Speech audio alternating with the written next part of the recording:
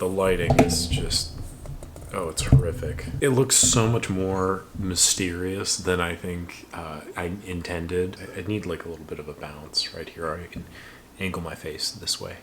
Okay. Anyway, it's Monday, or Tuesday, I think now by the state. So got some news.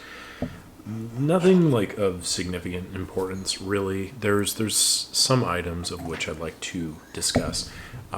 First of all, the last video that I did discussing the new Pentax camera took off. I had some really wonderful comments. I wanted to address a couple of them here.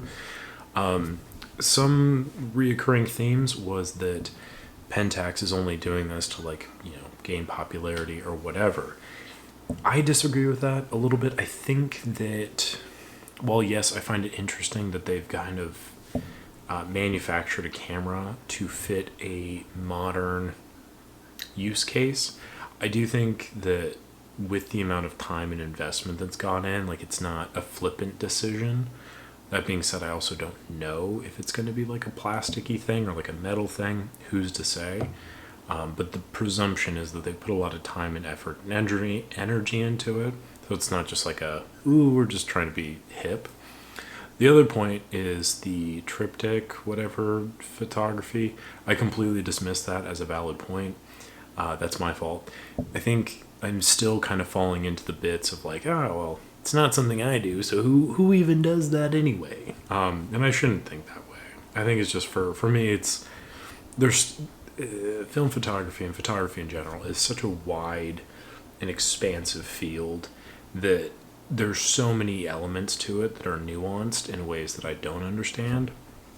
And sometimes I have a hard time seeing into that isn't in a way that I can relate to exactly. So I just wanted to appreciate the comments of people that are like, oh no, this is actually a valuable tool for us. That's great, because it's, again, beyond me. Lomography, speaking of, I think 2 weeks ago it was, they released information on their new Sprocket Rocket camera. Well, this past week they just released information on their new 110 camera. So they're just kind of still doing their thing. 110 is an interesting format. As one who shoots it, I don't really view it as a very viable option for a lot of film photographers. I think it's expensive. I think the quality's pretty low. And I think it's a very limited medium that you can, I don't know. It's hard. It's hard for me to be yeah, nice. I do think it's cool though, because Lomography is one of the few, if not only, camera companies or film companies that's producing 110 cartridge film. So the fact that they're reintroducing a higher quality 110 camera is nice.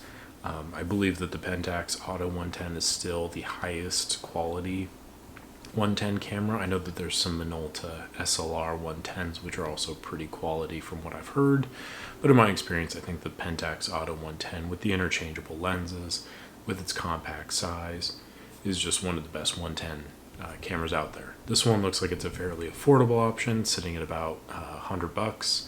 I think 120 if you decide to get the flash unit with it, which does look pretty cool. It's a tiny little guy. And the idea behind this would just be a nice little pocket camera that you can throw in a bag, take on a trip. 110 film is 16 millimeter film thereabouts, I think, and it's in this little cartridge, so you just pop it in, close the back, and it's pretty much a point and shoot thing. I enjoy the medium a lot. I think there's a lot of room for exploration and stuff. The only qualm I have with it, again, is just the very low quality, the high cost of the film, the high cost of the developing, and I don't know. In the end, it's kind of more of a gimmicky fun thing than anything else, and I think that that's kind of what this camera is here.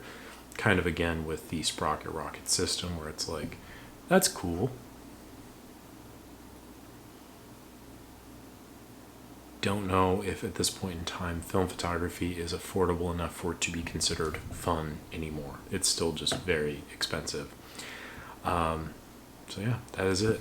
Those were kind of the only bits of news that I had to discuss today. I've got a couple of videos I'm hoping to release this week, so make sure to like this video and subscribe to the channel if you want to catch up with those. I do plan on doing a different lighting setup in future videos. This is just what we have for now. I'm also kind of perusing options to create a channel membership program. So if there's anything in particular that you want to see in that, do comment down below. I have a few ideas that I'm going to kind of go off of. It's just going to take a bit of time to implement them and just kind of workshop it. But I would love to have some feedback from viewers watching here. I was thinking about doing like certain repair videos for the members only, certain live streams and stuff like that. So a lot of thoughts and ideas to go on just to kind of continue moving this channel forward going into the new year. Got a lot of ideas, and I'm just kind of hoping to take it to the next level. So if you'd like to join me on that journey, I would very much appreciate that. Thank you so much for watching. Appreciate it as always. Make sure to like the video if you enjoyed it. Comment down below what you think about the news. Again, nothing too crazy. I did finally finish the roll of the Ferrania P33, so I'm going to send that out to the lab soon and get a probably video on that very shortly. So make sure to stay tuned for that. Until then, appreciate it as always. I'll catch you on the next one.